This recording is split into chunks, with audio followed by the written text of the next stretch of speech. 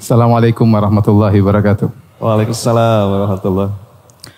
Alhamdulillahi ala ihsanih wa syukru lahu ala taufiqihi wa amtinanih wa asyhadu an la ilaha illallah wahdahu la syarika lahu ta'ziman li sya'nih wa asyhadu anna Muhammadan abduhu wa rasuluhu da'ila ridwanih.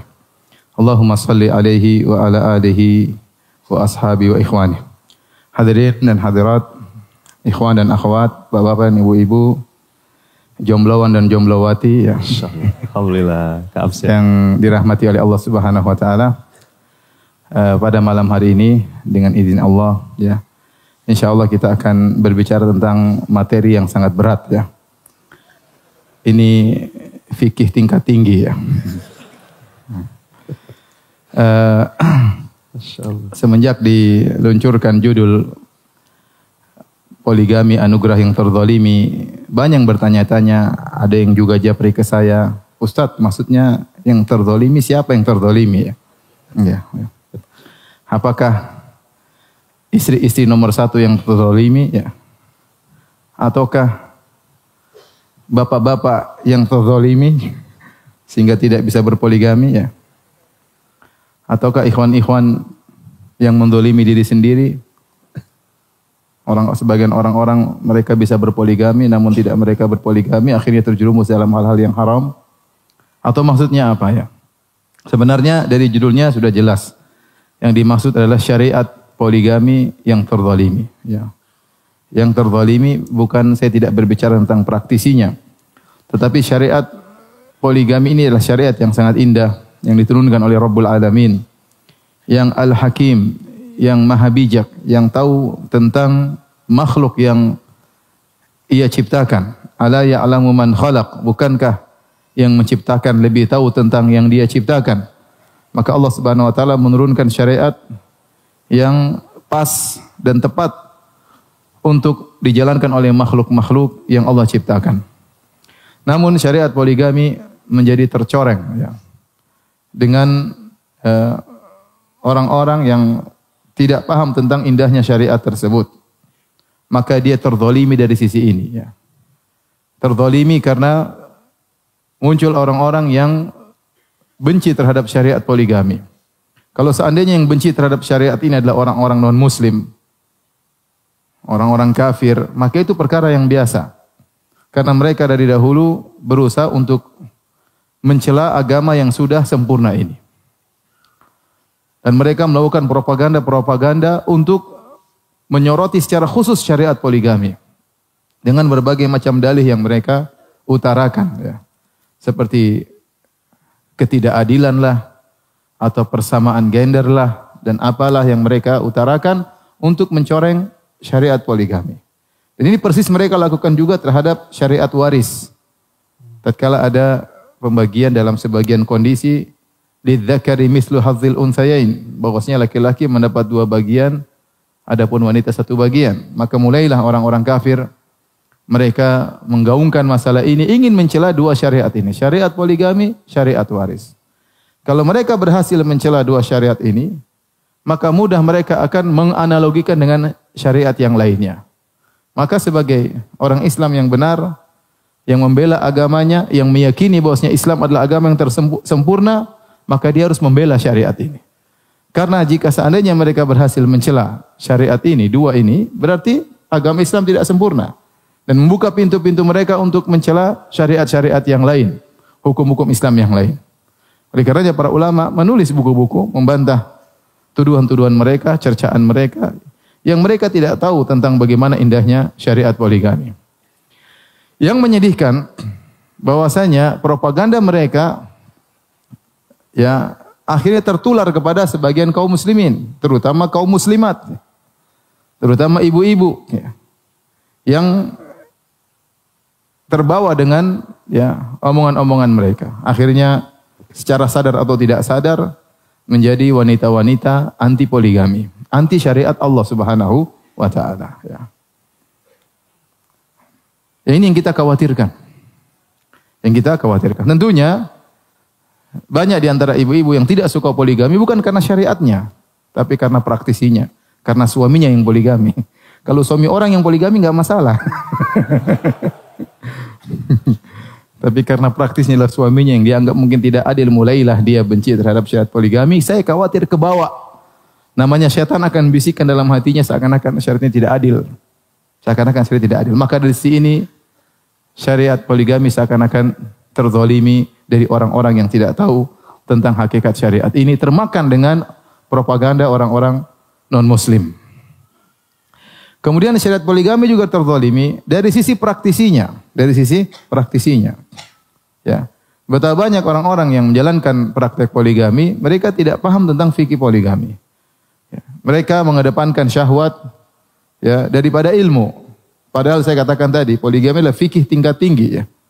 Seorang yang masuk dalam bab ini harus punya bekal yang luar biasa, bukan sekedar ilmu, bukan sekedar harta, mental juga dia harus punya.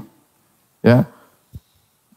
Kebijakan dalam menghadapi kehidupan rumah tangganya. Tapi kalau dia seorang yang lemah, ya, yang secara ilmu terkadang tidak punya, ya, kemudian mengedepankan emosinya, ya, atau ketakutan berlebihan kepada istri yang pertama sehingga menzalimi istri kedua, atau ketakutan yang berlebihan kepada istri kedua sehingga menzalimi istri yang pertama, dan akhirnya dia tidak pantas untuk menjalankan syariat ini, akhirnya dia mencoreng syariat poligami. Yang terjadi akhirnya praktisi-praktisi tersebut yang menjalankan poligami dengan tidak tepat, sehingga akhirnya menjadi momok yang menakutkan bagi para ibu-ibu sekalian. Ya. Karenanya pada kesempatan yang berbahagia ini, ya, kita ingin menjelaskan tentang apa sebenarnya ya syariat poligami, syariat yang indah yang Allah turunkan dalam Al-Quran, yang dipraktekkan oleh Nabi SAW. Yang dipraktekkan oleh para sahabat. Hampir seluruh sahabat poligami. Hukum asalnya mereka poligami. Ya, hukum asal mereka poligami. Tidak seperti kita, hukum asal penakut ya. Yang berani cuma sedikit ya. Tapi kalau para sahabat dulu hukum asal mereka poligami ya. Dan saya juga jarang tahu ada sahabat yang tidak poligami ya. Ini menunjukkan syariat ini syariat yang mulia. Hadirin dan hadirat yang dirahmati oleh Allah Subhanahu wa taala. Sebenarnya syariat poligami bukanlah syariat yang baru dalam agama Islam, tetapi dia syariat yang sudah ada sejak dahulu. Ya. Hanya saja tidak teratur. Misalnya kita katakan di Romawi atau Persia, mereka menikah dengan istri yang banyak tanpa ada aturan. Ya, raja-raja mereka dan yang lainnya. Demikian juga agama-agama yang lainnya. Betapa sering kita dengar raja dari kerajaan ini yang beragama ini istrinya banyak atau selirnya banyak, perkara yang sudah ada sejak zaman dahulu. Ya. Hanya saja syariat mengatur dengan rapi, dengan kaedah-kaedah dan aturan-aturan agar bisa berjalan dengan baik. Dan kita dapati bahwasanya syariat poligami juga sudah ada di agama Bani Israel, Yahudi maupun Nasrani. Makanya kalau kita buka Bible, ya, kemudian kita buka Perjanjian Lama, kitab Kejadian misalnya atau yang lainnya, kita dapati bahwasanya mereka menyebutkan nabi-nabi mereka yang mereka akui juga berpoligami. Contoh Nabi Ibrahim alaihissalam. Nabi Ibrahim alaihissalam disebutkan punya istri, ada Sarah, ada Hajar, bahkan kalau tidak salah dalam Bible mungkin ada istri yang ketiga, minimal 2. Kemudian mereka sebutkan juga misalnya Nabi Yakub alaihissalam yang memiliki 12 anak laki-laki, ya. Maka Nabi Yakub memiliki anak dari 4 wanita. Dari 2 wanita merdeka, kakak beradik, yaitu Lia dan Rahel. Kemudian dari budak-budak istri-istrinya, yaitu Zilfi dan Bilha. Ya. Jadi menunjukkan bahwasanya Nabi Yakub punya anak yang banyak dari 4 wanita. Dan ini termaktub dalam kitab suci mereka. Maka lantas kenapa mereka kemudian sekarang mencela syariat poligami, seakan-akan syariat yang zalim dan yang lainnya. Belum kalau kita berbicara tentang Nabi Sulaiman alaihissalam. Ya. Tentunya disebutkan bagaimana banyak wanita di sekeliling Nabi Sulaiman alaihissalam. Jadi ini bukan syariat yang baru, syariat yang sudah ada dalam agama-agama yang terdahulu, bahkan dalam kebudayaan-kebudayaan terdahulu yang tidak ada agama, ya, maka syariat Islam mengatur dengan baik. Kita ingin menjelaskan tentang bagaimana agungnya syariat ini. Yang pertama, ikhwan dan akhwat yang dirahmati Allah Subhanahu wa taala, Bapak dan Ibu yang dirahmati Allah Subhanahu wa taala, bahwasanya Allah telah menghalalkan syariat ini dalam Al-Qur'an. Dalam firman-Nya dalam surat An-Nisa, "Fankihu ma taba lakum minan nisa mathna wa thulatha wa ruba'. Wa in khiftum alla ta'dilu fawahidatan. Kata Allah Subhanahu wa taala, nikahilah wanita-wanita yang kalian sukai. Ya, 2 atau 3 atau 4. Kalau kalian takut fawahidah, maka 1 saja ya. Ya, saya ulangi. Biar jelas ya. Biar jelas kita di posisi yang mana ya. Fankihu ma taba lakum. Nikahilah wanita yang kalian sukai. Masna 2, wa thulatha 3, wa ruba' 4. Fa in khiftum, kalau kalian takut berapa? Fawahidatan. Ini takut yang syar'i ya. Takut yang diperbolehkan dalam syariat. Kalau tidak mampu untuk adil, fa in khiftum alla ta'dilu, kalau kalian tidak mampu untuk adil di antara istri-istri kalian, maka cukup 1. Ini dalil bahwasanya poligami diperbolehkan. Kemudian juga mafhum dari firman Allah Subhanahu wa taala juga dalam surat An-Nisa, kata Allah Subhanahu wa taala, "Hurrimat 'alaikum ummahatukum wa banatukum wa akhwatukum wa ammatukum wa khalatukum wa banatul akhi wa banatul ukht," dan seterusnya kata Allah Subhanahu wa taala di akhir ayat, "Wa anta jama'u bainal ukhtain." Kata Allah, diharamkan bagi kalian menikahi ibu-ibu kalian, menikahi ya putri-putri kalian, menikahi saudari-saudari kalian, menikahi bibi-bibi kalian, tante-tante kalian, ya, ponakan-ponakan kalian, dan seterusnya sampai di dekat penghujung ayat kata Allah, diharamkan bagi kalian wa anta jama'u bainal ukhtain. Diharamkan bagi kalian untuk menikahi 2 perempuan kakak beradik. Enggak boleh digabungkan. Berarti dipahami kalau bukan kakak beradik boleh atau tidak? Boleh. Yang Allah larang adalah menggabungkan kakak beradik. Tidak boleh. Karena itu akan menimbulkan pemutusan silaturahmi karena akan terjadi kecemburuan di antara kedua istri tersebut. Maka Allah melarang menikah dengan 2 wanita yang kakak beradik. Difahami dari ini bahwasanya seandainya 2 wanita tersebut bukan kakak beradik, maka hukumnya boleh. Ini syariat yang jelas dan ijma ulama bahwasanya syariat poligami datang dijelaskan dalam Al-Quran dengan tegas dan juga dijelaskan dalam sunnah Nabi sallallahu alaihi wasallam. Dari mana sisi bahwasanya syariat ini adalah syariat yang indah yang merupakan mukjizat dari Allah Subhanahu wa taala? Banyak sisi dijelaskan oleh para ulama. Yang pertama, ya, sisi keindahan syariat ini bahwasanya syariat poligami ini dia memandang kemaslahatan dari sisi makro bukan dari sisi mikro. Ya. Kebanyakan wanita yang merasa misalnya terzalimi, ya, dalam tanda kutip mereka merasa terzalimi, ya, tatkala di poligami, ya, dia memandang daripada sisi dirinya, bahwasanya dalam lingkup rumah dia terkurang jatahnya, jatah nginap suaminya berkurang, ya mungkin jatah belanjanya berkurang, jatah jalan-jalannya berkurang, dan itu benar. Konsekuensi dari seorang laki punya istri 2, maka dia akan bagi jatah nginapnya, jatah jalan-jalannya. Maka ditinjau dari sisinya, dia merasa bahwasanya dia dalam tanda kutip terzalimi, ya. Bahwasanya haknya dikurangi, yang biasanya dia terima haknya 7 hari, sekarang jadi berkurang, misalnya berkurang 3 hari atau berkurang beberapa hari. Maka dari sisi mikro dia merasa dia dizalimi. Tetapi syariat memandang yang lebih luas daripada itu. Syariat memandang umat Islam sebagai satu kesatuan. Bahwasanya, ya, di dalam dunia Islam banyak sekali wanita-wanita yang harus diayomi, diayomi, ya. Banyak, ya, gadis-gadis atau perawan-perawan yang sudah tua yang tidak ada yang menikahi mereka. Banyak janda-janda yang meninggal suami mereka atau ditalak oleh suami mereka yang tidak ada yang mengayomi mereka. Bahkan janda-janda tersebut juga terkadang membawa anak-anak kecil, anak-anak yatim, ya. Tatkala syariat melihat secara makro, maka syariat poligami ini sangat indah. Siapa yang mau berkorban untuk mengayomi wanita-wanita tersebut? Oleh karena saya punya kawan banyak yang praktisi poligami, ya. Cuma saya belum tertular, ya. Kalau mau dilihat dari keturunan, buyut saya poligami, ya. Ya, saya ini produk poligami. Seandainya tidak ada poligami, saya tidak muncul di atas muka bumi ini. Insyaallah. Ya. Jadi buyut saya poligami, nikah 2, kakek saya juga nikah 2, dan saya dari istri kedua. Kemudian bapak saya juga nikah dengan ibu saya, kemudian nikah juga dengan wanita yang lain. Dan saya tidak, ya. Ini menunjukkan bahwasanya poligami bukan keturunan, ya. Yang keturunan itu penyakit gula, ya. teman saya juga banyak praktisi poligami, apalagi kalau di Arab teman saya rata-rata banyak yang poligami.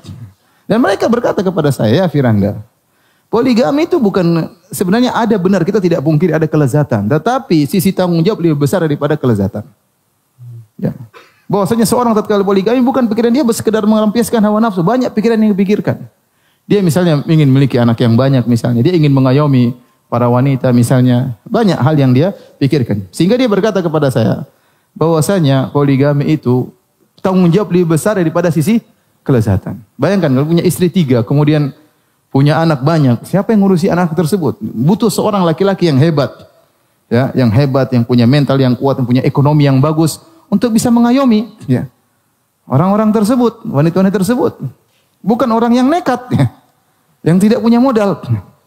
Suatu hari saya duduk di teman saya maksudnya alhamdulillah punya kelebihan harta.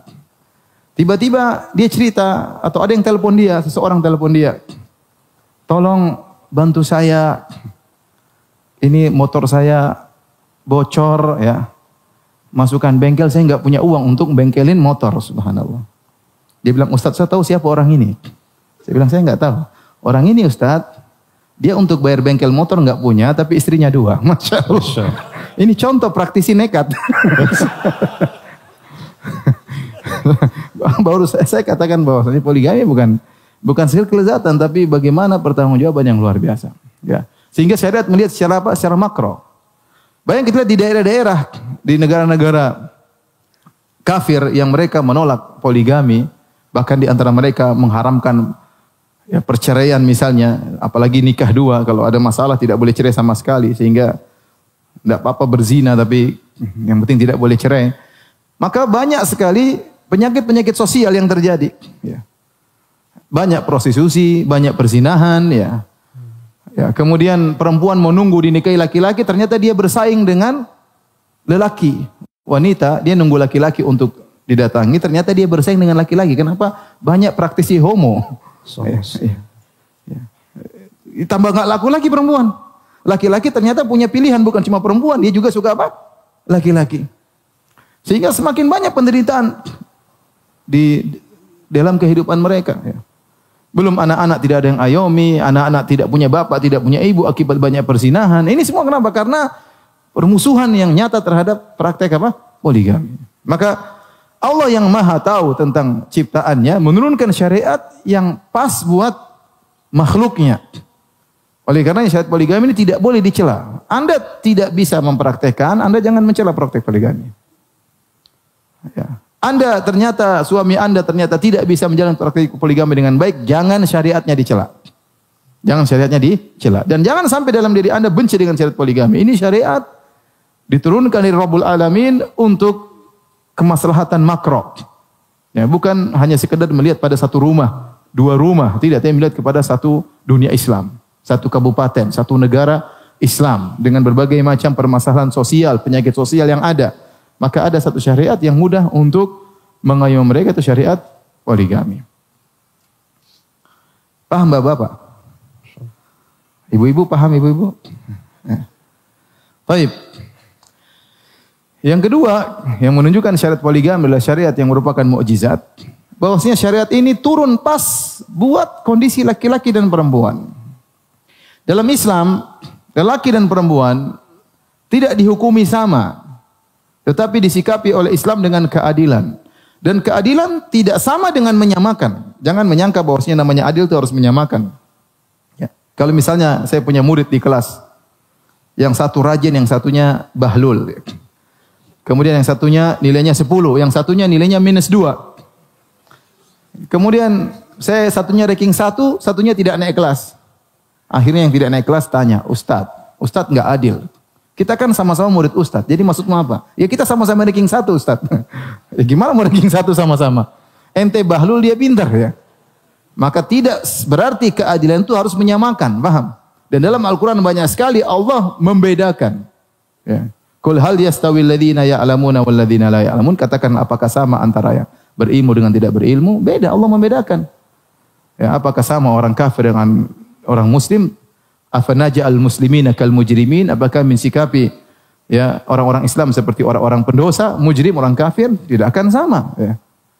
Qul hal yastawil a'ma wal basir am hal tastawi dzulumatu wan nur? Apakah sama yang melihat hak dengan yang buta dari kebenaran?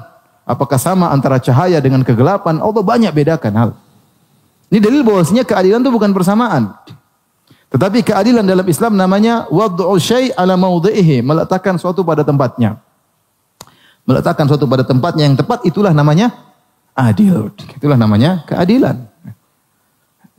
Nah, orang-orang kafir, mereka ingin menyamakan antara wanita dengan laki-laki. Mereka menganggap wanita adalah kompetitor bagi laki-laki. Laki-laki kompetitor bagi wanita. Sekitar sekarang wanita dianggap seperti laki-laki, disikapi sama, suruh kerja yang keras ya. Ya, sampai berbagai macam hal, bahkan perempuan kemudian mungkin super trek. Ya, kita ngelihatnya kasihan ya.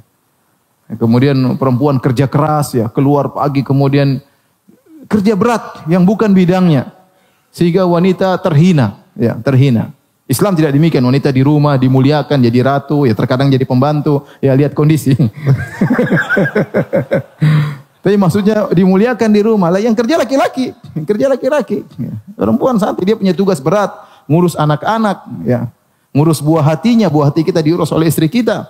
Tugasnya berat, ya. Bukan kemudian suruh keluar rumah, kemudian cari nafkah, kompetitor dengan laki-laki, bersaing dengan laki-laki, laki-laki bicara dia pun teriak-teriak dalam forum. Tidak demikian. Ya. Itu tata cara pemikiran orang Barat. Ya. Ya. Yang mereka ingin merendahkan wanita dengan propaganda tersebut. Maksudnya ingin menyamakan wanita dan laki-laki, seakan-akan mengangkat derajat wanita, namun pada hakikatnya adalah menghina para wanita. Sehingga wanita bisa dijamah oleh siapa saja. Bisa dijamah oleh siapa saja, boleh dinikmati oleh siapa saja, ya, beda dengan dalam Islam. Oleh karenanya, Islam melihat ada perbedaan laki-laki dengan perempuan. Sehingga dimunculkanlah oleh Allah Subhanahu wa taala syariat poligami. Banyak sisi. Pertama, ikhwan dan akhwat yang rahmatillah subhanahu wa taala, kenyataan menunjukkan bahwasanya jumlah wanita jauh lebih banyak daripada jumlah lelaki. Jumlah wanita jauh lebih banyak daripada jumlah lelaki. Ya, kalau setiap laki-laki hanya mengayomi satu perempuan, bagaimana sisa wanita yang berlebihan tersebut? Ada yang membuka daftar untuk biro jodoh. Misalnya laki-laki yang daftar 10.000, yang perempuan mungkin 30.000. Ya, ya bagaimana? Ya, ini kalau jadi semua masih ada 2/3 yang tidak terayomi. Ya.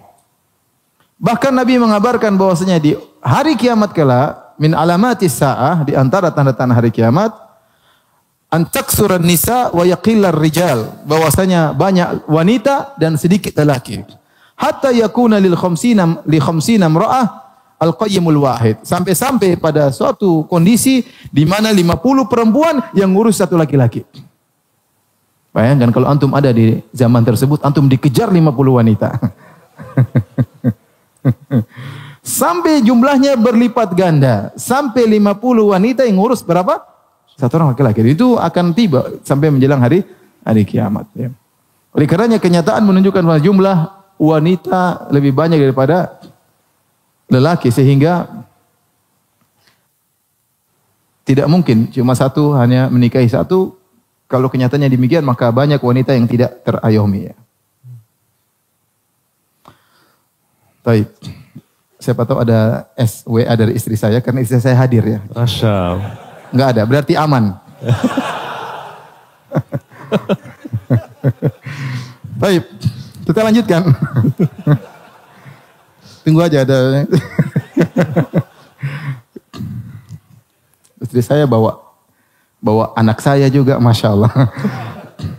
Baik, kita lanjutkan. Ya, sampai di mana tadi? Tanda kiamat 1/50. Oh ya, kiamat 1/50. Kemudian juga Allah Maha tahu tentang bagaimana perbedaan lelaki dengan wanita. Lelaki tatkala sudah mencapai balik, sudah mencapai umur 20 misalnya atau 25 tahun, mereka sudah ingin nikah, belum tentu bisa nikah. Adapun wanita kalau sudah dewasa, sudah balik, sudah haid, sudah siap dinikahi. Artinya yang ready untuk dinikahi dari sisi wanita lebih banyak daripada ready dari sisi laki-laki yang mau nikah. Kenapa? Laki-laki kalau sudah balik, sudah pingin nikah, sudah jadi jomblo sejati, duit nggak punya. Dan itu banyak, saya pertanyaan jomblo-jomblo yang menderita banyak. Ya, sampai kepada saya, banyak sekali. Ustaz, tapi saya belum punya ini Ustaz. Ustaz, saya sudah pingin nikah, masih kuliah Ustaz. Ustaz, saya mau pingin menikah, tapi nggak punya modal. Banyak sekali. Saya bisa mengira-ngira penderitaan mereka. Jadi maksud saya, selain jumlah wanita lebih banyak, poin kedua, wanita itu yang ready untuk dinikahi, banyak laki-laki. Laki-laki tidak ready. Tunggu Ustaz, aduh belum bisa, saya belum mapan, belum mau nikah. Ya. Sampai umur berapa? Tunggu, 25 lah. Mapan dulu. Enggak mapan-mapan. Sampai umur 30. Enggak mapan-mapan. Ya. Sudah mapan. Aduh. Takut Ustaz. Aduh. Takut tanggung jawab. Sehingga maksud saya banyak laki-laki yang kesiapan mereka untuk nikah. Ready stoknya sedikit. Ini menunjukkan yang berani yang mau nikah. Dia harus mengambil lebih daripada satu jika memungkinkan. Berikutnya. Lelaki bekerja di luar menghadapi banyak risiko. Sehingga kemungkinan mereka tewas terlebih dahulu lebih besar daripada ibu-ibu.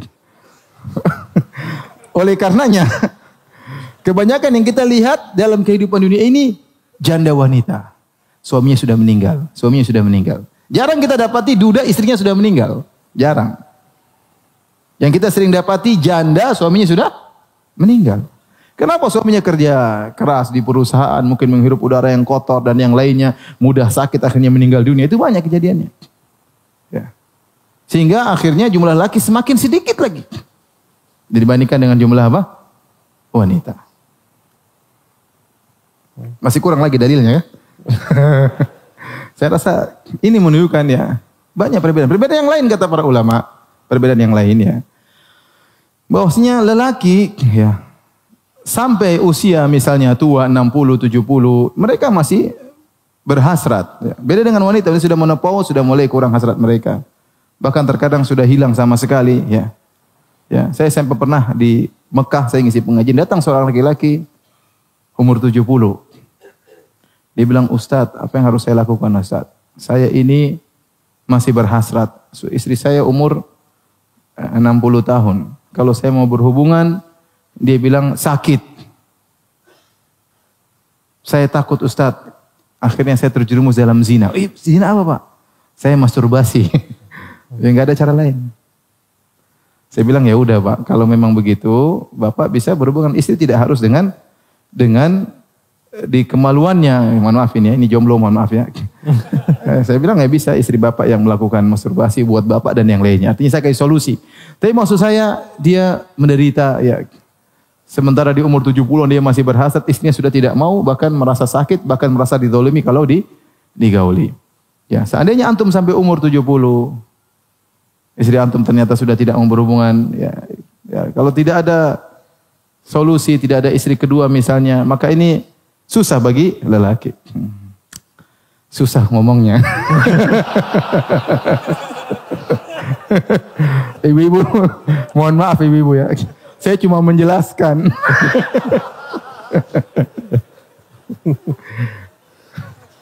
Kita lanjut apa sudah ini? Ada WA enggak? Coba. Aman.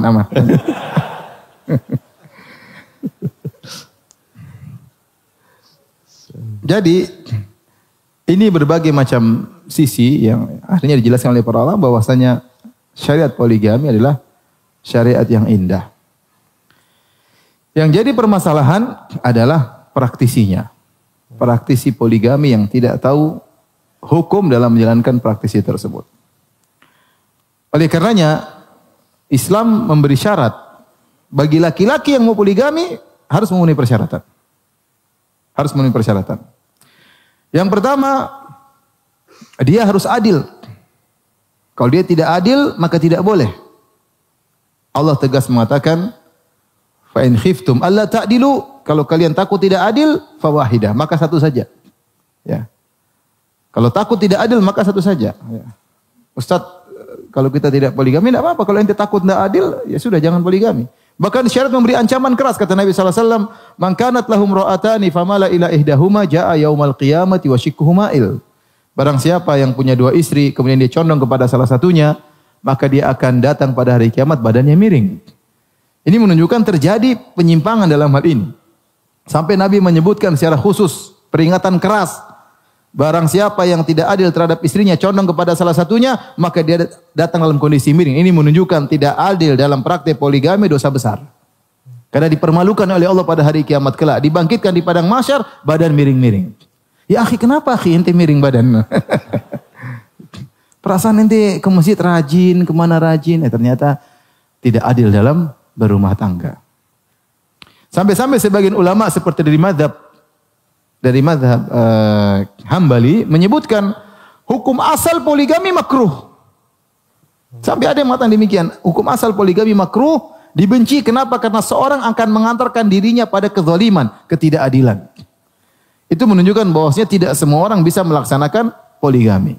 Tidak semua lelaki bisa melaksanakan poligami. Dia harus tahu bagaimana menjalani, ya, mengatur rumah tangganya, ya.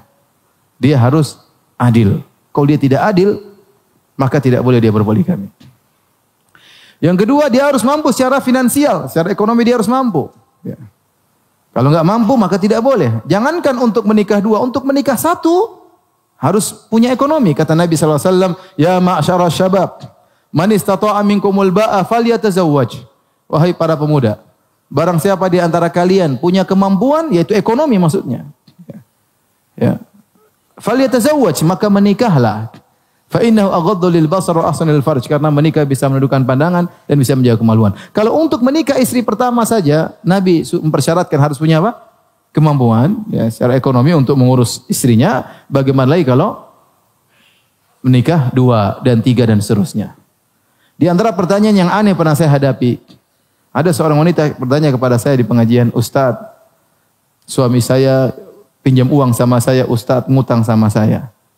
Ternyata saya selidiki, dia ngutang sama saya untuk poligami. Masya Allah. Ini memang apa namanya, luar biasa, nekat ya. Jadi ekonomi harus kuat. Kalau tidak kuat, tidak boleh poligami. Kalau enggak, siapa yang ngayomi istri? Siapa yang ngayomi anak-anak? Ya. Jadi harus kuat secara ekonomi. Kemudian saya katakan juga harus kuat secara mental. Dia punya jiwa kepemimpinan untuk bisa mengatur istrinya. Ya. Kepemimpinan sini bukan berarti dia teriak-teriak, marah-marah, nampar sana nampar sini. Tidak, tapi dia punya kemampuan untuk mengatur. Ya. Bisa jadi seorang bisa mengatur perusahaan, dia tidak bisa mengatur rumah tangganya. Banyak orang seperti itu. Dia dalam bidang dunia pekerjaan dia hebat, tapi dalam rumah tangga dia hancur. Ya, dia tidak bisa mengatur. Tidak bisa mengatur. Kalau dia tidak bisa mengatur, maka yang dia bawa dalam kehidupan rumah tangganya adalah kesengsaraan. Ya, adalah kesengsaraan. Ya, makanya saya punya kawan juga praktisi poligami. Dia bilang, ya Firanda, dulu waktu saya mau menikah, saya bayangkan saya akan menjadi serigala di antara 2 kambing betina. Setelah saya poligami, saya menjadi kambing di antara 2 serigala betina. Sehari diomelin di sana, sehari diomelin di sini.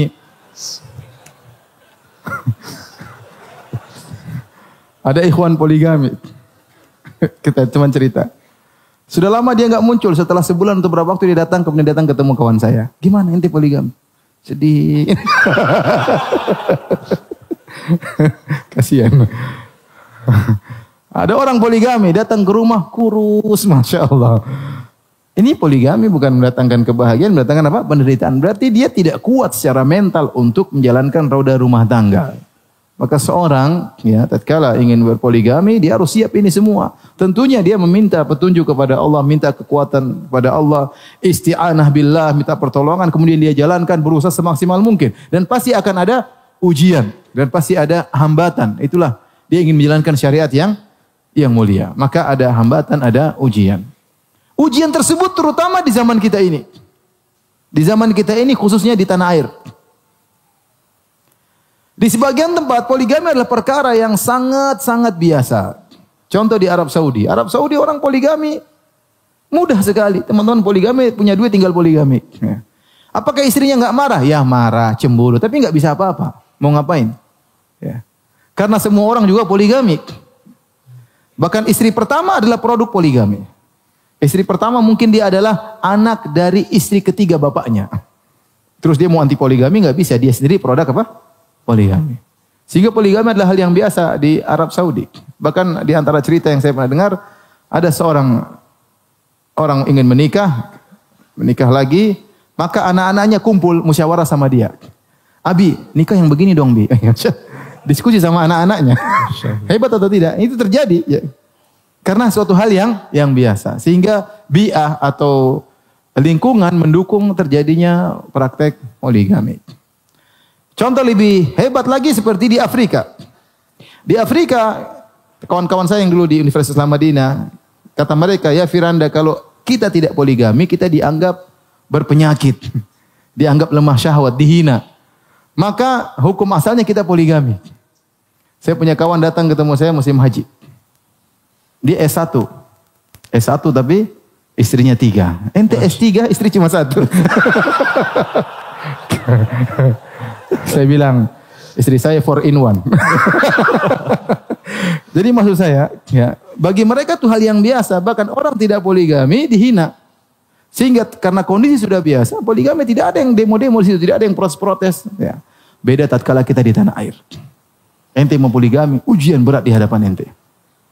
Ya kalau kita bilang poligami, indah ya, impian para lelaki. Satu kata berjuta makna.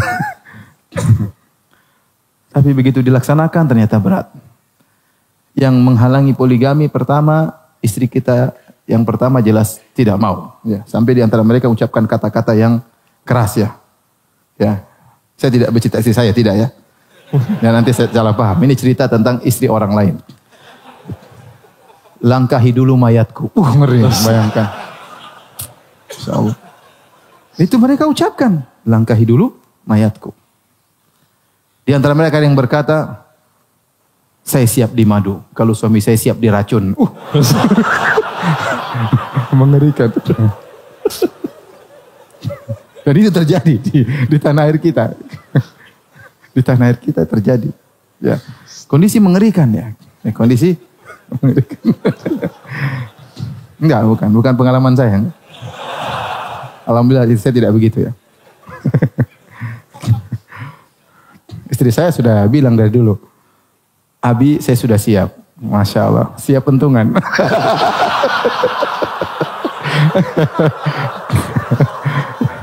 Baik, kita lanjutkan. Ada WA enggak?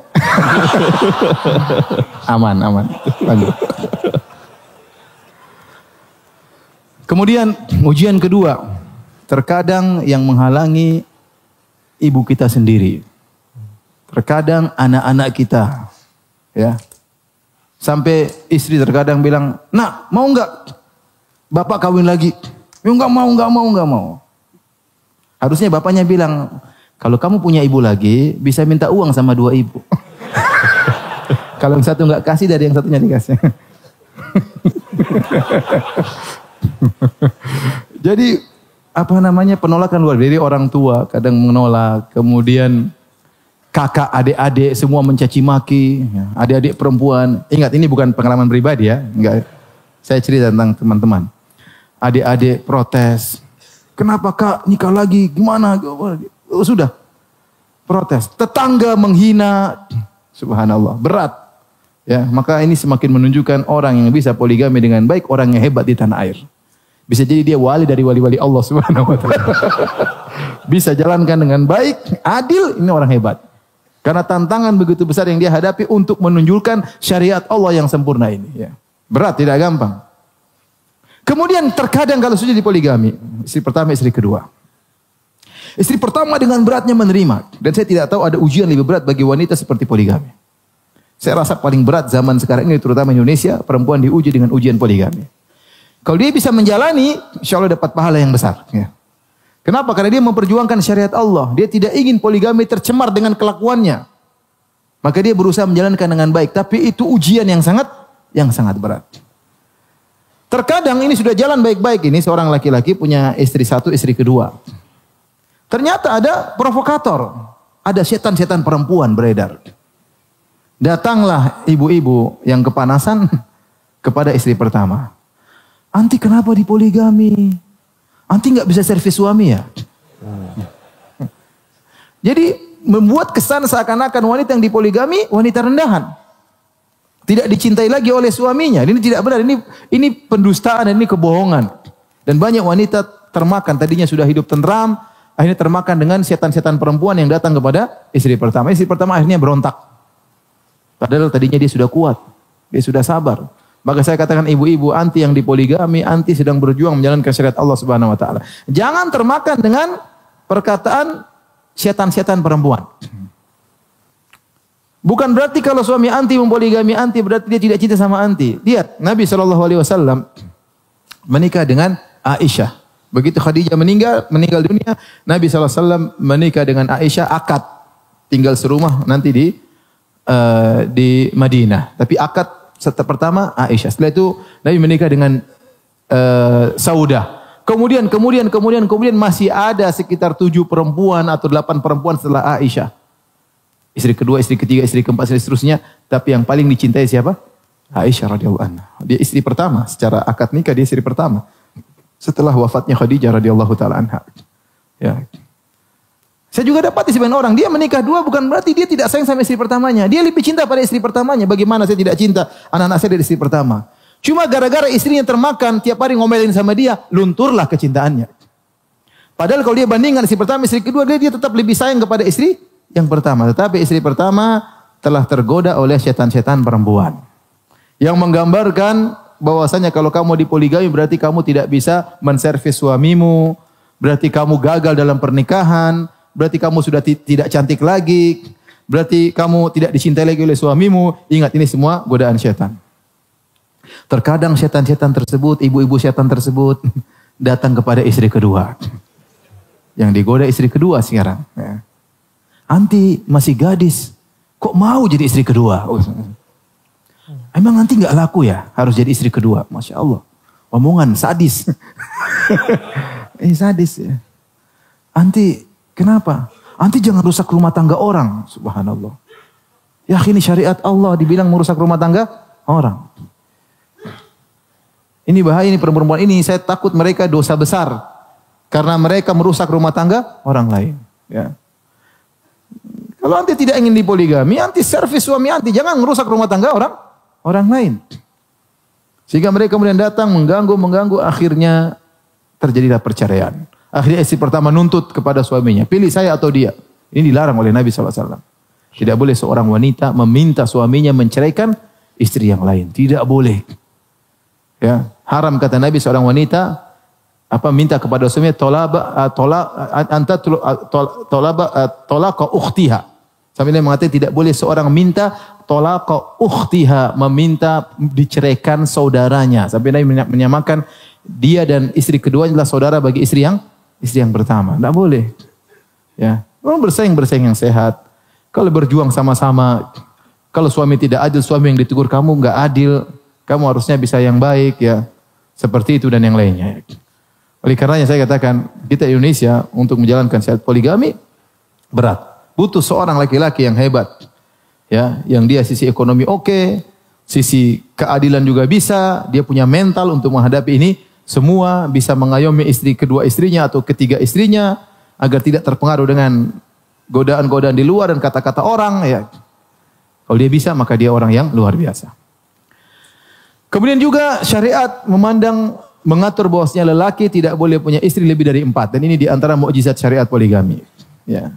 Syariat membatasi hanya 4. Hanya 4. Kenapa? Kalau lebih daripada 4, maka sulit untuk membagi kebahagiaan.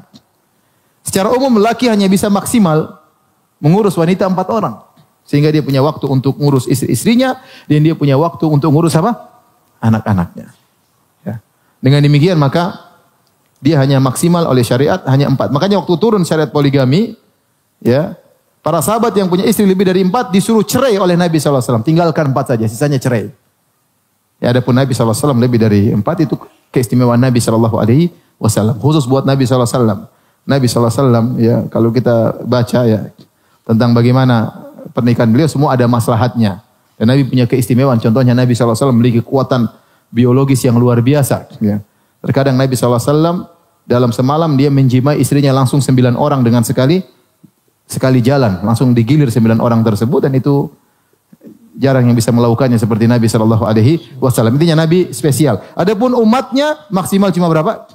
Cuma 4. Karena itulah yang memungkinkan kadar maksimal yang mungkin seorang bisa membagi kebahagiaannya, Taib. Ini tentang syariat poligami. Sekarang kita bicara bagaimana tentang keutamaan orang yang menjalankan praktek poligami. Laki-laki maupun perempuan. Laki-laki yang menjalankan poligami berarti dia menjalankan syariat Nabi Shallallahu Alaihi Wasallam, menjalankan sunnah. Ya. Banyak ibu-ibu yang protes, Mas, sunnah kan masih banyak. Kok pilih yang ini? Sang suaminya diam. Dalam hati ini dia menjawab, memang sunnah yang banyak, tapi yang enak yang ini. Cuma dia tidak bisa menjawab. Saya sudah jawab tadi ya. Ya, dia menjalankan itu yang dimudahkan, menjalankan syariat Allah, ya. Dimudahkan dengan menjalankan syariat tersebut, dia lebih menundukkan pandangan, ya. Dia lebih cinta kepada istrinya. Dan itu benar. Saya ketemu dengan beberapa orang praktisi poligami, mereka berkata, Ustadz, setelah saya berpoligami, saya lebih sayang kepada istri saya yang pertama. Kecintaan lebih. Saya kalau istri kedua berhasrat kepada istri pertama. Sampai istri pertama saya ada hasrat lagi kepada istri kedua, rindu. Begitu. Ya. Dan itu logika yang masuk akal. Tetapi logika ini tidak diterima oleh para ibu-ibu. Saya sering bilang, kalau seorang tiap hari makan sayur asam, ya agak gimana. Tapi kalau sehari sayur asam, sehari sayur kangkung, jadi enak terus tiap hari. Emang kita sayur, Ustaz. Saya tidak bilang anti sayur, itu logika yang logis.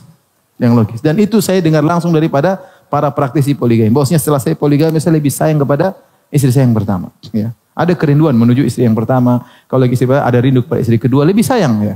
Lebih sayang. Bukan berarti kalau nikah lagi kemudian cintanya 100% dirubah. Enggak. Berkurang.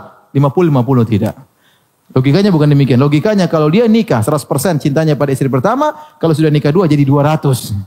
Ternyata simpanannya ada 10.000 cinta.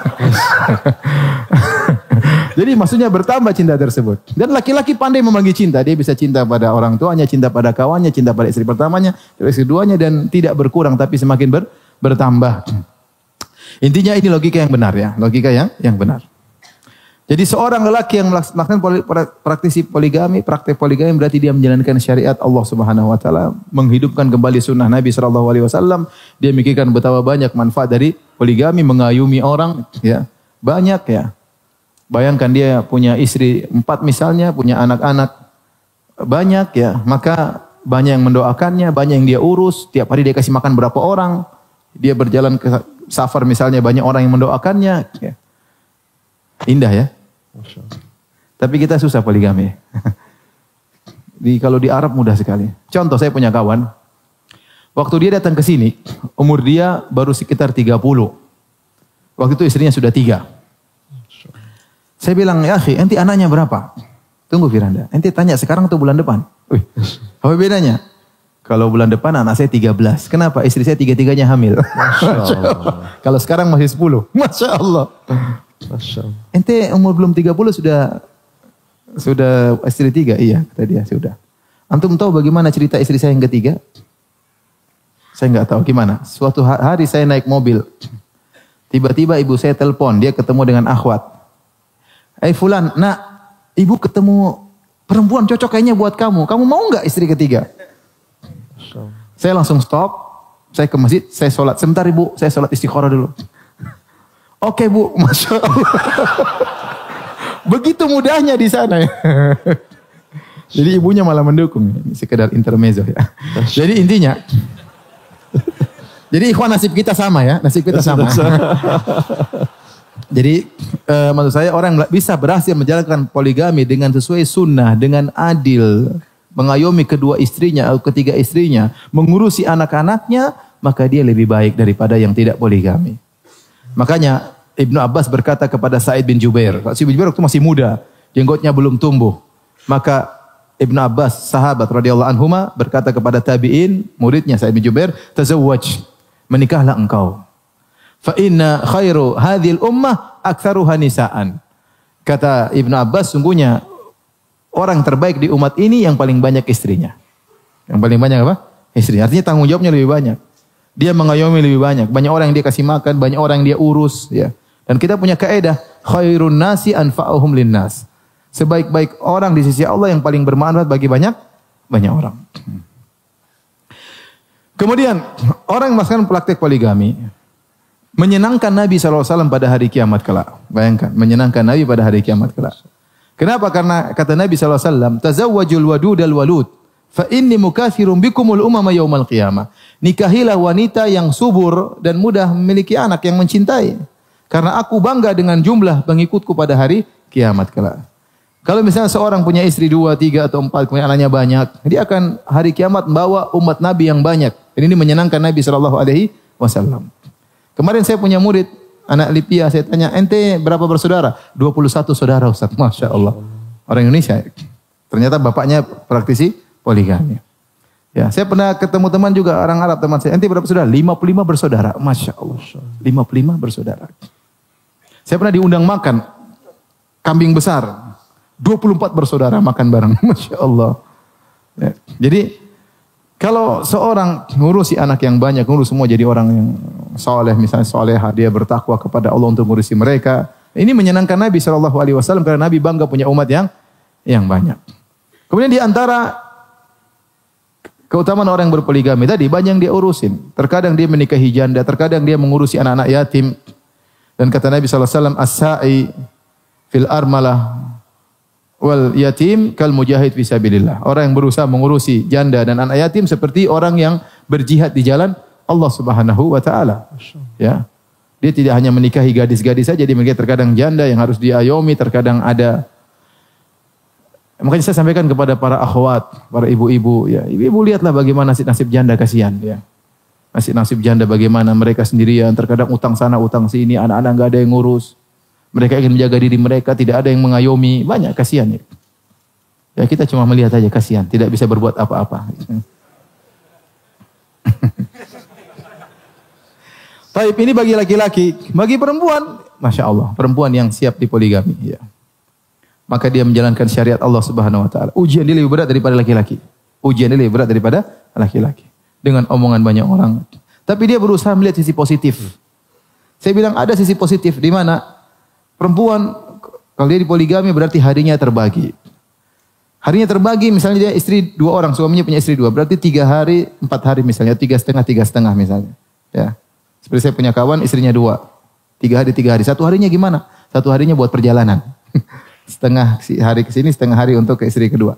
Jadi intinya kalau kita bagi hari, 3 hari yang biasanya seminggu penuh ngurusi suami, sekarang berkurang cuma 3 hari ngurusi suami. 3 hari yang kosong buat apa? Bisa buat hafal Quran, bisa buat hafal hadis, bisa buat belajar fikih, ya. Ini contoh.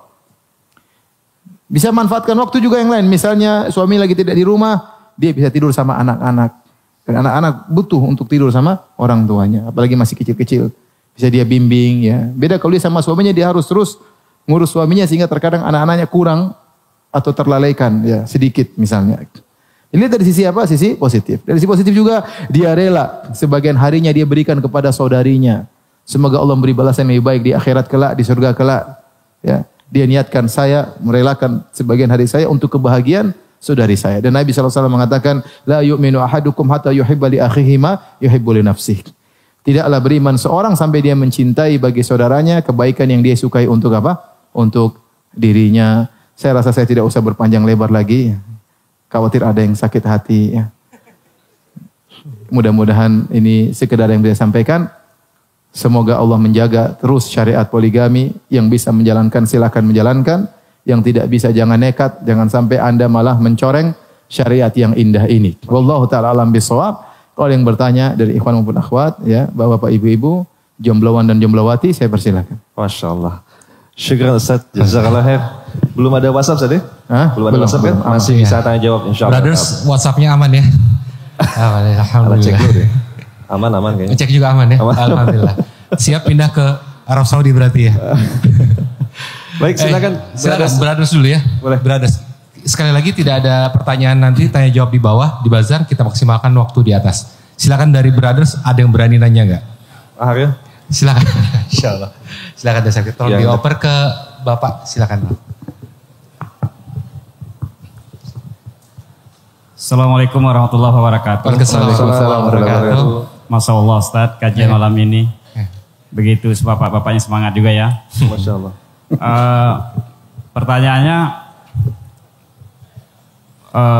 kalau dilihat dari hasil ini, semua bapak kayaknya kepingin Ustaz. Nah, Antum bicara tentang diri sendirilah. Ya, ya.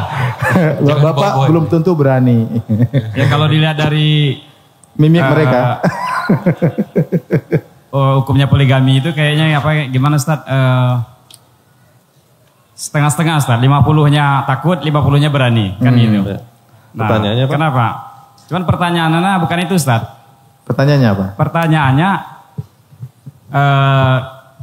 kepada Ustaz, apa alasan Ustaz sampai saat ini Ustaz belum poligami gitu.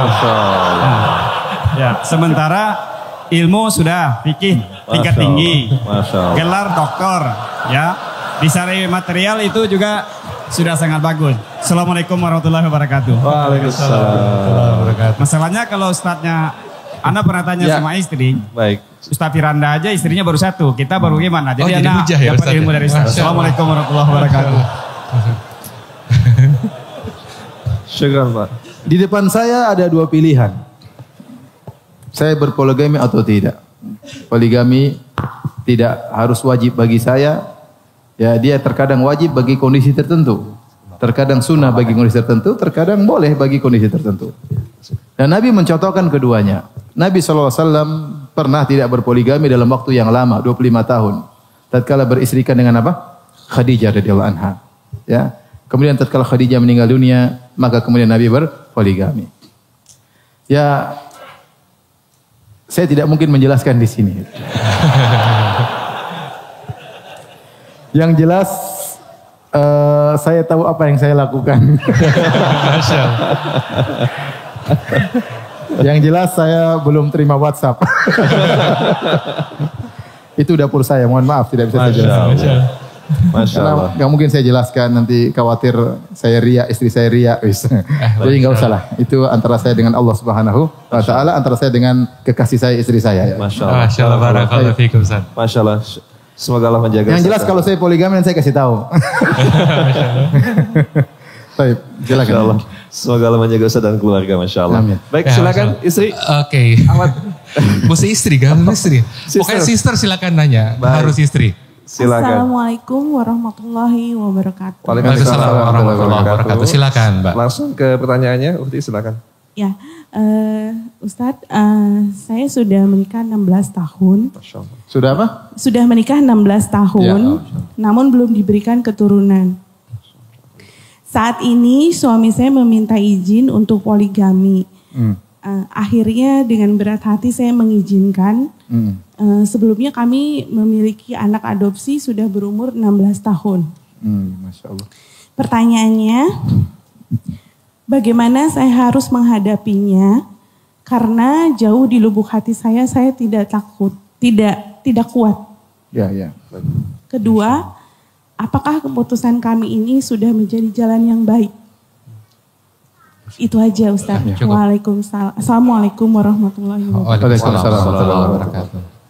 Saya kagum dengan anti yang maksudnya rela untuk berbagi kebaikan, anti pikirkan suami anti, ya. Dalam tanda kutip agar bisa punya anak, menikah lagi. Dan memang itu berat, saya katakan tadi, ujian bagi wanita sekarang ini terberat menurut saya poligami. Lebih berat daripada laki. Laki ya, ujian mungkin diomelin orang, diomelin keluarga, dia masih bisa jalan. Dia seorang lelaki, ya dia kuat, hatinya kuat. Tapi perempuan, istri pertama, tatkala di madu itu sangat berat dan itu dirasakan oleh semua orang, ya. Tapi saya cuma bisa menyampaikan bahwasanya apa yang anti lakukan sudah benar. Agar anti bisa dapat pahala, anti harus merelakan tersebut, niatkan bahwasanya saya ingin menyenangkan suami saya ingin suami saya punya dapat keturunan dan saya ingin berbagi kasih sayang saya kepada wanita yang lain. Ya dengan begitu mungkin suami lebih sayang kepada anti. Daripada tiap hari anti kemudian ngomelin, akhirnya bisa jadi rasa cintanya pudar. Dia akhirnya lebih tentram kepada istri kedua, akhirnya dia jarang tengok anti dan itu bisa jadi anti pemacu dia berbuat zalim. Harusnya dia bisa adil, dia malah menjadi apa?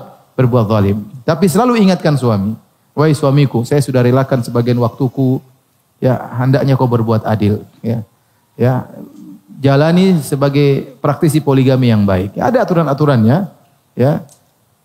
Bisa dibaca di buku saya Mukjizat Poligami, ya. Bagaimana menjalani poligami yang benar sebagai seorang ahli teori.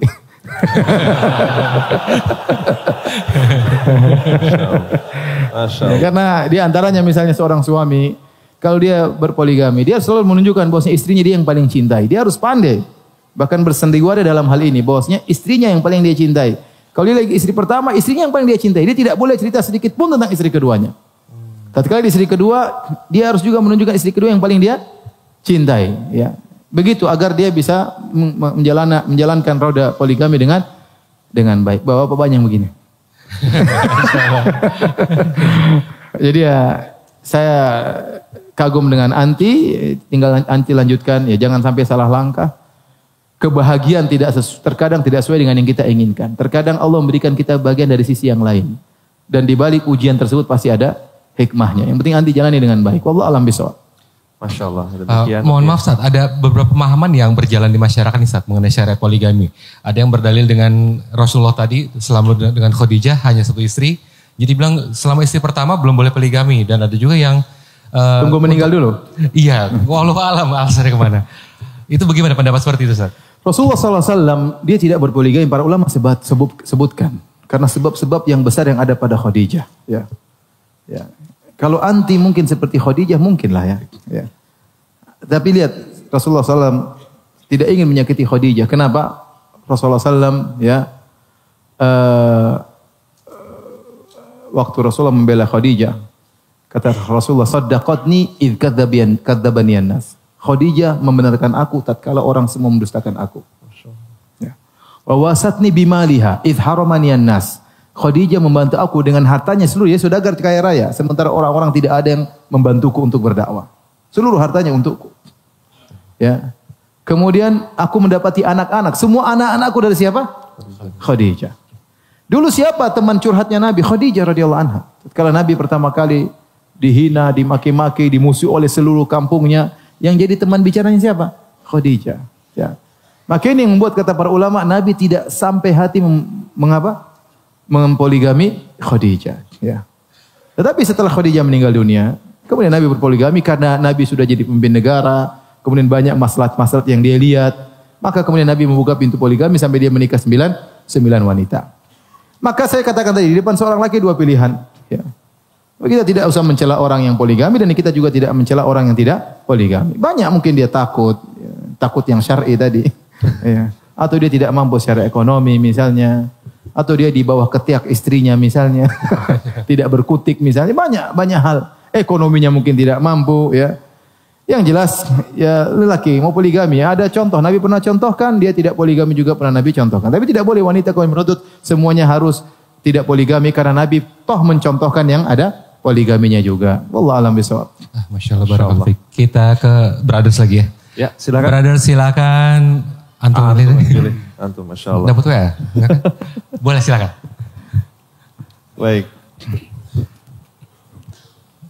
Baik, dan harapkan langsung ke inti pertanyaan. Iya, langsung ke inti pertanyaan. Assalamualaikum warahmatullahi wabarakatuh. Waalaikumsalam. Jazakallahu khairan atas ilmunya. Semoga Ustadz dan keluarganya berkahi Allah Ta'ala. Amin. Yang saya mau tanyakan Ustadz, kan fitnah terbesar seorang laki-laki itu kan adalah perempuan kan? Iya. Berdasarkan hadis-hadis yang sahih gitu. Iya. Nah, apakah yang sepemahaman saya bukan nggak ada seorang sahabat yang dia juga nggak berharta tapi dia poligami gitu? Karena kan fitnah yang karena besar ini perempuan, kita tahu bahwa ada yang seorang mujahid bahkan hafiz Al-Qurannya tergoda fitnah wanita gitu. Apalagi kayak di zaman saat sekarang ini gitu. Maksud saya apakah tidak ada celah bagi seorang laki-laki yang harus dia mampu secara harta gitu, dia harus berpoligami gitu Ustadz. Karena di kalangan orang bawah ini ada yang dia tukang ojek atau apa, naujubil min dzalik, maksudnya bahkan dia jajan-jajan di luar gitu lebih utama kan gitu kan. Baik. Jadi apakah ada celah seperti itu untuk orang enggak, karena setahu saya juga kayak Ustadz Nuzul pernah bilang yang mampu itu mampu secara seksual juga itu kan gitu, ada bukan mampu secara ekonomi tapi ada ikhtilafnya ulama mampu itu secara seksual gitu ya. Baik. Kalau mampu secara seksual semua orang mampu. Paham? Makanya dia mengatakan ma'syarus syabab. Man istata'a minkumul ba'a. Barang siapa yang kalian mampu, itu bukan maksudnya mampu seksual karena para pemuda semuanya apa mampu seksual, tapi itu dimaksudkan kepada selain seksual mampu ekonomi. Ya. Dan bukan berarti seorang kemudian tidak punya harta tidak boleh menikah. Selama dia mampu bekerja, dia tidak punya modal, tapi dia punya pekerjaan dan dia bisa mengayomi istrinya, silahkan. Ya. Silahkan. Ya.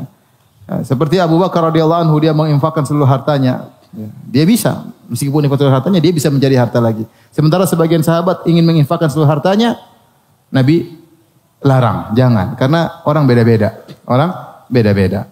Maka kalau ada orang misalnya, dia mungkin harta tidak banyak, dia ingin menikah dan dia sampaikan kepada calon mertuanya ridho. Kamu modalnya apa? Enggak ada Pak, saya cuma punya motor. Terus, insya Allah saya berusaha. Insya Allah Pak, Bapak percaya sama saya. Ya kalau dia mau ya silakan, enggak ada masalah. Ya. Tapi tatkala nikah saja harus dipersiapkan ekonomi, ya. Bukan berarti harus kaya raya maksud saya. Antum tidak harus punya rumah tatkala nikah. Saya juga nikah enggak punya rumah. Yang penting bisa sewa rumah. Karena istri nikah mau taruh di mana? Mau taruh di bawah kolong jembatan? Enggak, kan harus ada uang untuk sewa apa? Rumah. Ada uang kendaraan, mungkin enggak motor sederhana. Yang penting bisa kasih makan istri. Antum punya jaminan entah kerja entah apa bisa makan istri, tidak harus punya rumah mewah, tidak harus punya, maksudnya demikian untuk menikah. Nah, kalau tatkala menikah pertama harus diperhatikan masalah ini, apalagi nikah kedua dan ketiga dan seterusnya. Karena tadi ada sebagian orang, dia meskipun dalam ekonomi pas-pasan, dia bisa poligami. Istrinya bisa dia didik, istrinya hidup sederhana, dan sebaliknya ada yang menikah dengan istri kedua hancur. Dan itu kejadian. Kenapa? Dia tidak mampu mengayomi istrinya. Istri keduanya punya gaya hidup sendiri, style sendiri yang tidak mampu ikut irama istrinya. Akhirnya buyar. Ini terjadi. Jadi masing-masing lihat kondisinya. Ya. Secara umum namanya menikah harus punya kemampuan ekonomi. Ya. Ya. Wallahu a'lam bishawab. Masya Allah. Jazakallahu Ustaz. Assalamualaikum warahmatullahi wabarakatuh. Silakan selanjutnya. Oke, silakan sisters. Sudah terdisebutkan sisters dulu, kita kasih kesempatan ya. Assalamualaikum warahmatullahi wabarakatuh. Waalaikumsalam warahmatullahi wabarakatuh. Nama saya Ika dari Tangerang, Ustaz. Ya, silakan Mbak. Langsung ke pertanyaan. Sekarang saya masih sendiri, belum berjodoh. Umur saya 30 tahun. Saya punya teman kantor, dia karirnya bagus, keuangannya juga bagus. Tapi dia sudah berkeluarga dan punya anak. Dia pernah datang ke saya, meminta saya untuk jadi istri keduanya dia. Nah, tapi selama saya kenal dia, saya nggak pernah lihat dia sholat. Terus dia melakukan hal-halnya yang kurang baik, Ustadz. Saya pernah ngomong sama dia, pertemukan saya sama istri kamu yang pertama. Kalau istri kamu mengizinkan saya jadi istri kedua, saya mau. Tapi dia bilang nggak mungkin karena pernikahan saya sama dia tidak boleh diketahui sama istri pertamanya. Apakah saya salah Ustadz kalau saya menolak permintaannya dia?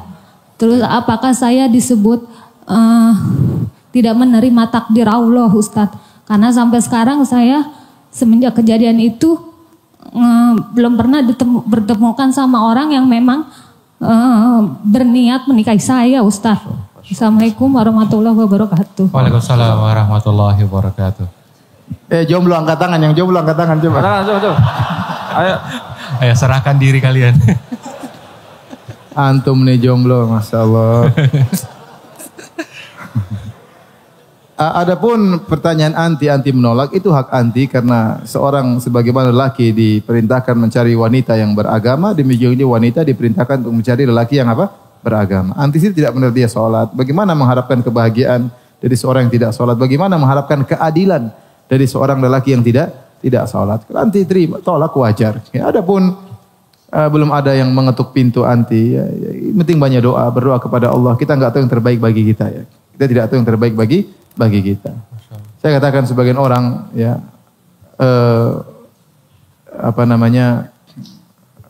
sedih karena tidak ada yang meminangnya, hidup dalam kesendirian, dia menangis. Dan sebaliknya banyak orang yang menangis karena suaminya yang tidak beres. Banyak. Siksa, dipukulin, dijauhin, tidak dikasih nafkah, dibiarkan dia terlantar dengan anak-anaknya, banyak juga. Makanya saya katakan kita nggak tahu apa yang terbaik yang Allah takdirkan bagi kita. Yang dilakukan oleh anti sudah benar, tinggal anti berdoa kepada Allah. Kalau memang terbaik Allah kirimkan jodoh, alhamdulillah. Kalau enggak, terima apa yang Allah takdirkan. Jadi apa yang anti lakukan tidak benar dan apa yang anti lakukan sudah benar dan tidak dikatakan anti menolak apa? Takdir. Wallahu a'lam bishawab. Masya Allah. Dari dua, iya, semoga Allah mudahkan bagi sister kita. Dari dua penanya sister side ini, Ustaz, ada satu keyword yang sama, Ustaz. Izin istri pertama. Itu emang syarat atau gimana? Tadi gak terbahas sepertinya. Apanya? Izin istri pertama. Istri pertama apakah sebuah syariat, Ustaz? Ente mau praktek tanya-tanya gitu. Pertanyaan dari sister.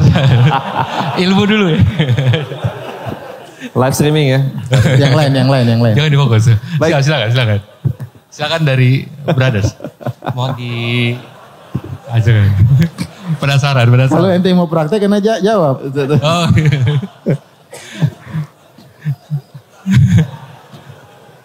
Oh. Ya, silakan. Assalamualaikum warahmatullahi wabarakatuh. Waalaikumsalam warahmatullahi wabarakatuh. Ustadz, saya mau bertanya mengenai substansi atau isi dari implisit surat An-Nisa yang Ustadz sebutkan tadi. Itu sebenarnya kan Ustadz tadi sampaikan bahwa ayat itu diturunkan saat sahabat memiliki istri lebih dari 4 ya Ustadz. Iya. Nah, sebenarnya implisitnya itu apakah surat itu menyariatkan untuk menambah atau mengurangi Ustaz? Syarat tersebut sedangkan di banyak sisi lain para sahabat di hadis-hadis yang lain bahwa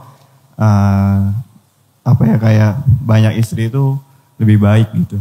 Baik, terima kasih. Ya. Cukup ya. Terima kasih. Jadi syariat itu turun untuk mengatur bagi orang yang istrinya lebih 4 agar dikurangi jadi 4. Karena kebahagiaan tidak bisa diraih dengan menurut kadar manusia yang normal kecuali dengan istri yang 4 ya. Kecuali Rasulullah SAW itu lain cerita. Dan mengatur bagi orang yang belum menikah, jika dia ingin berpoligami, maka maksimal cuma 4. Kalau dia takut tidak adil, maka cuma 1. Jadi kondisinya demikian. Kebetulan tatkala ayat itu turun, ada sebagian sahabat yang istrinya lebih 4, ada sebagian sahabat yang belum nikah. Maka bermanfaat bagi dua golongan ini. Paham ya? Masya Allah. Baik. Cukup lah ya. Kita ke sister side lagi. Sister side dulu ya. Udah ada. Siap? Oke, silakan. Assalamualaikum warahmatullahi wabarakatuh. Waalaikumsalam warahmatullahi wabarakatuh. Silakan langsung ke pertanyaan. Ustadz, saya mau... Ya.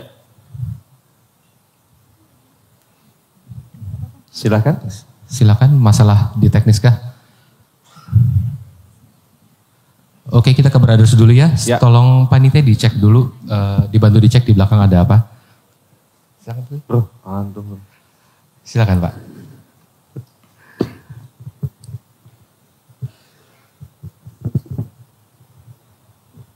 Ya, silakan. Ya, Assalamualaikum warahmatullahi wabarakatuh. Waalaikumsalam warahmatullahi wabarakatuh. Ustadz, ingin tanya baiknya, saya bukan praktisi, cuman mau tahu aja. Sudah kelihatan dari wajah antum. Apakah sebaiknya poligami itu satu atap, dua cinta, apa tetap beda atap gitu? Itu yang pertama. Yang kedua, kalau melihat dari pertanyaan sister tadi, apakah tidak sebaiknya Ustadz bikin kayak semacam biro jodoh gitu untuk menampung yang jomblo sama Saya bikin biro jodoh yang verifikasi siapa? Antum lah. Terima kasih. Assalamualaikum warahmatullahi wabarakatuh. Yang saya jawab pertanyaan pertamanya aja. Jadi kalau seorang poligami, seharusnya masing-masing istri punya tempat tinggal sendiri. Dan itu hak di antara hak istri, di antara hak istri, di antara hak istri, di antara hak